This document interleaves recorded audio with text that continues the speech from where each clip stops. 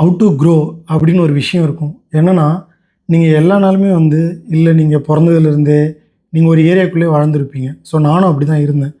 மெயினாக நான் என்ன யோசிப்பேன்னா, ஸோ நம்ம ஒரே பிளேஸில் இருக்கோம், எப்படி வந்து நெக்ஸ்ட் லெவலுக்கு போகிறது, இதை யோசிப்பேன்.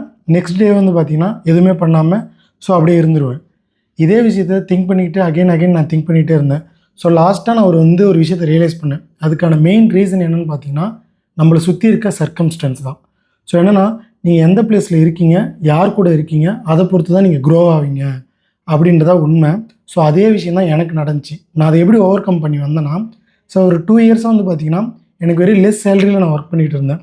ஸோ அப்போ தான் யோசித்தேன், நமக்குலாம் வந்து பார்த்திங்கன்னா இந்த 20K அதை தாண்டி ஒரு 50, 1 lakh இதெல்லாம் ஏர்ன் பண்ணுறது ரொம்ப டிஃபிகல்ட்டோ அப்படின்னு நான் யோசிச்சிட்டே இருந்தேன்.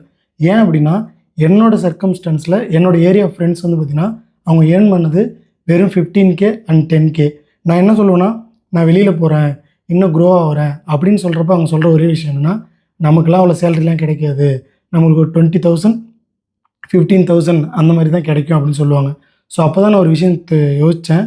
ஸோ இந்த ஏரியாவை விட்டு காலி பண்ணிவிட்டு நம்ம வந்து ஒன்று அலோனாக வந்து சர்வே பண்ணணும், இல்லைனா பெட்டராக யார் வந்து ஏர்ன் பண்ணுறாங்க, இல்லை பெட்டரான மைண்ட் இருக்க பர்சன் கூட நம்மளை அடாப்ட் பண்ணிக்கணும், அவங்க கூட ஜாயின் பண்ணிக்கணும் அப்படின்னு யோசித்தேன். ஸோ அப்படி ஜாயின் பண்ணுறப்ப அவங்க எந்த மாதிரி விஷயங்கள்லாம் பண்ணுறாங்க, அவங்கள அப்ஸ்கில் பண்ணிக்கிறதுக்கு, அட் த சேம் டைம் அவங்க க்ரோ ஆகிறதுக்கு, இந்தமாரி நிறைய விஷயங்களை அவங்கள்ட்ட வந்து லேர்ன் பண்ணிக்கிட்டேன். ஸோ அவங்க கூட நம்ம இருக்கிறப்ப நம்மளை அறியாமலே அவங்க பண்ணக்கூடிய விஷயங்களை ஃபாலோ பண்ணி நம்ம இன்னுமே இம்ப்ரூவ்மெண்ட் பண்ண முடிஞ்சிச்சு. ஸோ அதே விஷயத்த தான் நான் உங்களுக்கு சொல்கிறேன். நீங்கள் லைஃப்பில் ஒரு இடத்துலேருந்து இன்னொரு இடத்துக்கு க்ரோ ஆகணும்னா உங்களை சர்க்கம்ஸ்டன்ஸை செக் பண்ணுங்கள். உங்களோட சுற்றி இருக்க சூழல், உங்களோட ஃப்ரெண்ட்ஸு அவங்க வந்து உங்களை மோட்டிவேட் பண்ணலனாலும், உங்களை டீமோட்டிவேட் பண்ணுற ஃப்ரெண்டாக இருந்தாலும், இல்லை வந்து நீங்கள் பண்ணக்கூடிய ஒரு விஷயத்துக்கு சப்போர்ட் பண்ணல அப்படின்னா, எங்கே உங்களுக்கு சப்போர்ட் கிடைக்குதோ அந்த இடத்துக்கு மூவ் ஆகுங்க. அங்கே ரிலேஷன்ஷிப்பை பில்ட் பண்ணுங்கள். ஸோ உங்களோட கெரியர் ஆட்டோமேட்டிக்காக க்ரோ ஆகும். உங்கள் ஃப்யூச்சரும் ஃபார் பெட்டராக இருக்கும்.